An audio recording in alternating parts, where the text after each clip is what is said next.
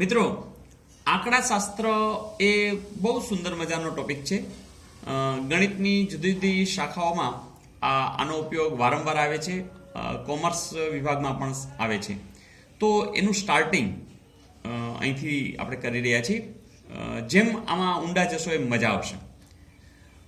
નામ છે આંકડાશાસ્ત્ર, એટલે કે અંક એટલે કે સંખ્યા સાથે લેવા દેવા હશે જ. જેમ કે તમને એક માહિતી આપી છે સંખ્યાત્મક. અહીંયા મહેશના 45, રમેશના 92, નરેશના 70, અહીં કંઈ પણ હોઈ શકે છે. આ સંખ્યા એમને કોઈ એક ટેસ્ટમાં આવેલા માર્ક પણ હોઈ શકે છે, એના ખિસ્સામાં રહેલા રૂપિયા પણ હોઈ શકે છે, કંઈ પણ. તો આ એક પ્રકારની માહિતી છે. એક માહિતી અહીં માર્કશીટ રૂપે પણ છે કે કોઈ એક વ્યક્તિની માર્કશીટ હશે, એમાં ગુજરાતીના કુલ ગુણ હશે, આવેલ માર્ક હશે, ગ્રેડ હશે, એવી રીતે અન્ય વિષયનો પણ હશે. તો અહીંયા કોષ્ટક રૂપે આ માહિતી સંગ્રહાયેલી છે. ચાર્ટ રૂપે પણ હોય.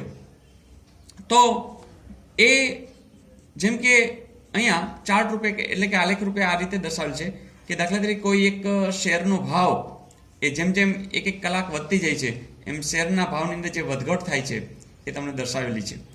તો આટલી કલાકે એનો આટલા રૂપિયા ભાવ હતો, પછી આટલી કલાકે એનો આટલા રૂપિયા ભાવ થયો, વગેરે વગેરે. તો આ ચાર્ટ પણ તમને કોઈક માહિતી આપી રહ્યું છે. માહિતીને અંગ્રેજીમાં ડેટા કહેવામાં આવે છે, જે લેટિન શબ્દ ડેટમ ઉપરથી બનેલ છે. તો મિત્રો, આંકડાશાસ્ત્ર એટલે આપણને આ જે કંઈ માહિતી આપી છે એ માહિતીને આધારે એનું વિશ્લેષણ કરવું, માહિતી એકઠી કરવી, અન્ય માહિતી સાથે સરખાવવી અને એના આધારે આખી સમગ્ર પરિસ્થિતિ છે એને સમજવાનો પ્રયાસ કરવો, એ આ સુંદર મજાના વિષયનું આ કામ છે. ઓકે મિત્રો, માહિતી બે પ્રકારની હોય છે કે જેમ કે સંશોધક પોતે એક વિષય નક્કી કરે કે મારે આ પ્રકારનું સંશોધન કરવું છે અને પોતે જઈ અને બધી માહિતી એકઠી કરે, તો એ પ્રાઇમરી ડેટા કહેવાય છે. અને જ્યારે સંશોધક કોઈ ઓલરેડી કોઈ કામ કરેલું હોય એની માહિતી બેઠી બેઠી લઈ લે, તો એ સેકન્ડરી ડેટા એટલે કે ગૌણ માહિતી કહેવાય છે. અહીંયા ક્યારેક એવું બને કે જે માહિતી લઈ લેવામાં આવે છે એમણે પ્રોપર લીધી છે કે કેમ એ જરા જોવું પડે. પણ પ્રાઇમરી ડેટા અને સેકન્ડરી ડેટા એટલે કે પ્રાથમિક માહિતી અને ગૌણ માહિતી. મિત્રો, માહિતીને બીજી રીતે પણ જોઈ શકાય કે જે આંકડાકીય માહિતી હોય, જેમ કે કોઈના ગુણ, કોઈના વજન, કોઈની ઊંચાઈ, તો એ સંખ્યાના રૂપે આવશે.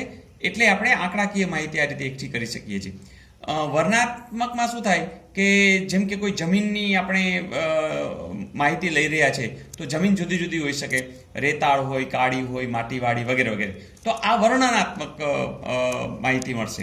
તો આંકડાકીય માહિતી અને વર્ણનાત્મક માહિતી. ઓકે મિત્રો, તમને યાદ જ છે, ચેકિંગ કરી લઈએ. જેમ કે તમારી શાળામાં વૃક્ષોની સંખ્યા તમે જઈ અને ગણતરી કરી લેશો. ધેટ મીન્સ કે આ જે માહિતી છે એ પ્રાથમિક. જેમ કે તમારા ઘરના 2016ના વીજળીના બિલ જેટલા આવ્યા છે એની રકમ તો તમે એકઠી કરી લેશો, જે ઓલરેડી છે તો એ શું થઈ જશે? ગૌણ. તમારી ઉંમર જે સંખ્યામાં આવશે એટલે આવશે આંકડાકીય. અને તમારો સ્વભાવ ગુસ્સાવાળો છે, સમજણવાળો છે, જે કંઈ, તો એ આવશે વર્ણનાત્મક. તો મિત્રો, મજા આવી? બસ આટલી નાની માહિતીના આધારે હવે આપણે આગળ વધીશું. ઓકે.